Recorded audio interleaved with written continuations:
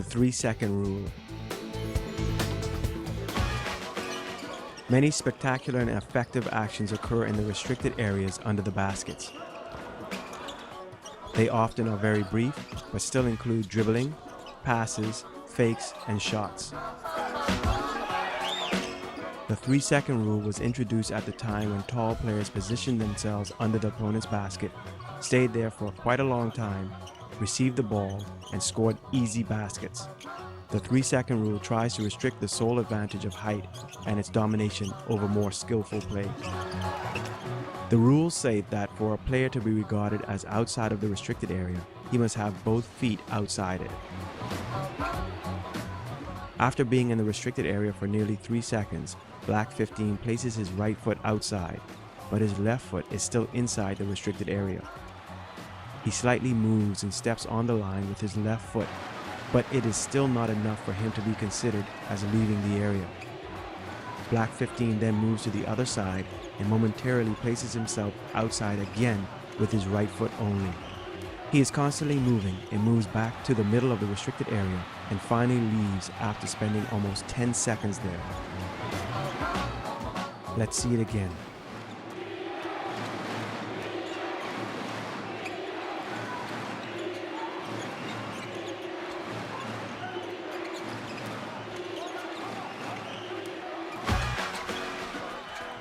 White 4 penetrates into the restricted area and passes to White 10. White 5 enters the restricted area and stays there waiting for a pass. White 10 is also trying to penetrate and looking for a pass. When White 5 finally receives the pass from his teammate, he has already been in the restricted area for more than 3 seconds, which gives his team an unfair advantage. Let's watch it again.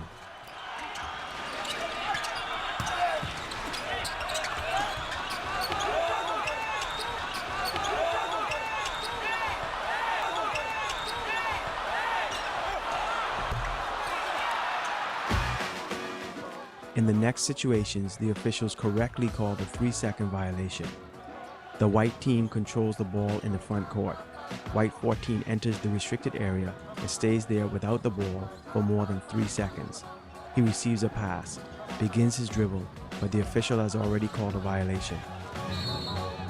A player is allowed to finish the dribble with a shot when he has been in the restricted area for less than 3 seconds before receiving the ball. Here the official has strictly followed the direction of the rule. Let's watch it again.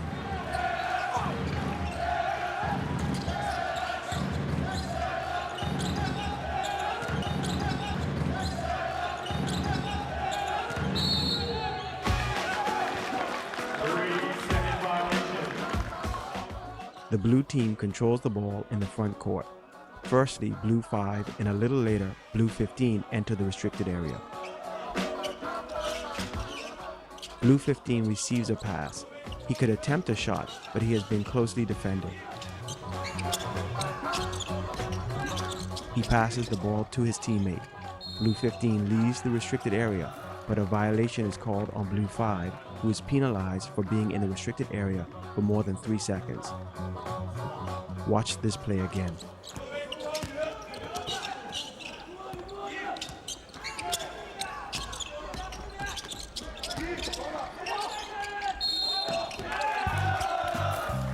Watch this play. Yellow 15 moves into the restricted area when his team has the ball in the front court. He remains there for more than 3 seconds before receiving the ball close to the opponent's basket.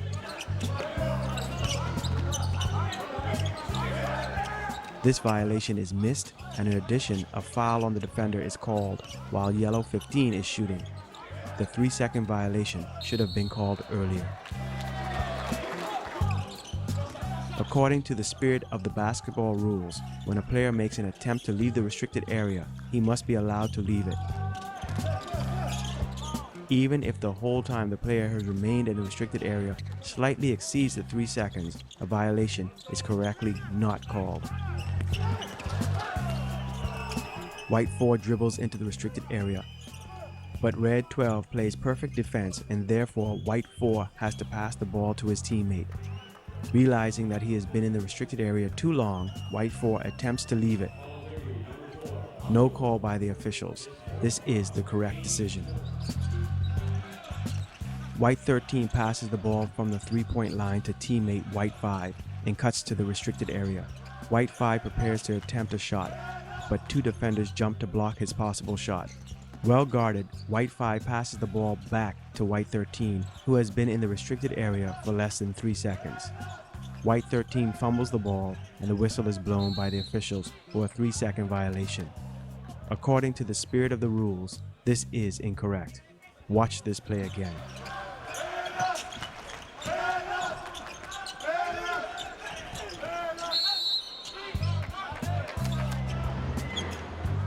The blue team has the ball in the front court. Blue 12 enters the restricted area. As the ball is on the opposite side, the center official needs to start to control the player in the restricted area. Blue 11 can't pass the ball into the restricted area and penetrates towards the basket. Now he passes the ball to Blue 12. If a player has been in the restricted area for less than 3 seconds and then dribbles for a shot, he is permitted to finish his attempt to score even if the total time exceeds 3 seconds.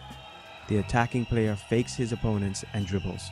The officials correctly do not blow their whistles, but Blue 12 does not shoot.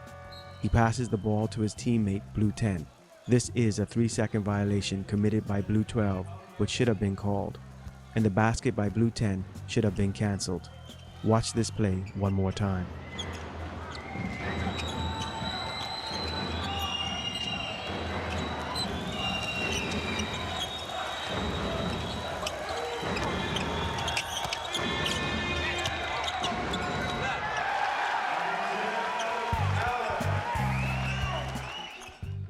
In modern basketball, officials must not only watch those players who shoot after standing under their opponent's basket for a long time, but they also need to watch the players without the ball in the opponent's restricted area, as they sometimes play an active role in different ways as part of the team's attacking strategy.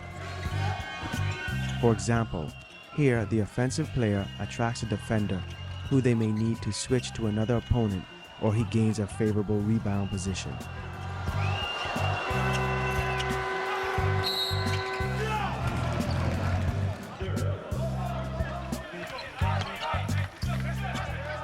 Now let's watch two similar situations and see how an offensive player in the restricted area can influence a team's offense.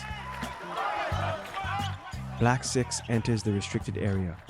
He is closely guarded by White 5. Black 5 beats his defender White 11 and penetrates into the restricted area. The defensive player White 5 should switch to Black 5, but he stays behind Black 6, who has already been in the restricted area for more than 3 seconds, but there is no call from the officials. This is incorrect. Finally, White 5 moves to meet Black 12. Unfortunately, he is late in establishing a legal guarding position and commits a foul. While watching this action again, pay attention to Black 6.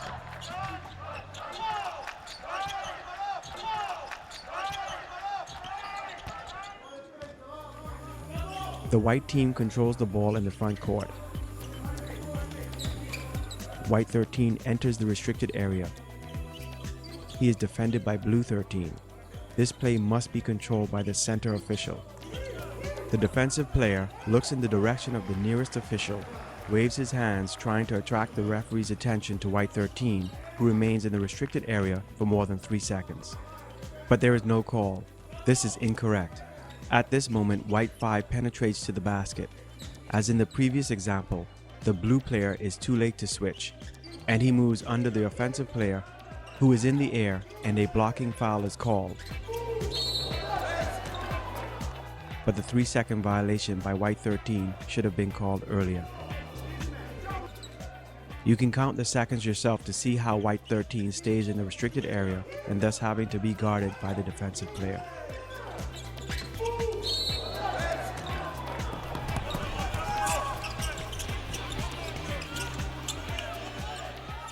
White 13 enters the restricted area to break free from his defenders. Two defenders guard him closely. Waiting for a pass, White 13 remains in the restricted area for more than 3 seconds. Now his partner White 4 is alone at the 3-point line. The white team just needs to pass the ball to the opposite side of the court. to the open shooter. Let's watch it again.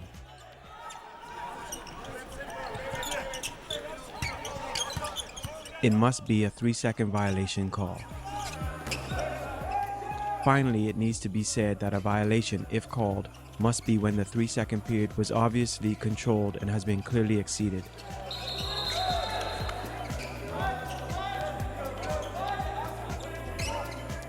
The officials need to avoid calls like this one.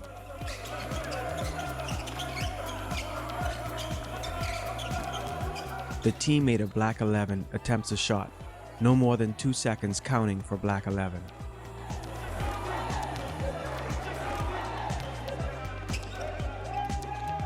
It also could not be a violation on Black 6.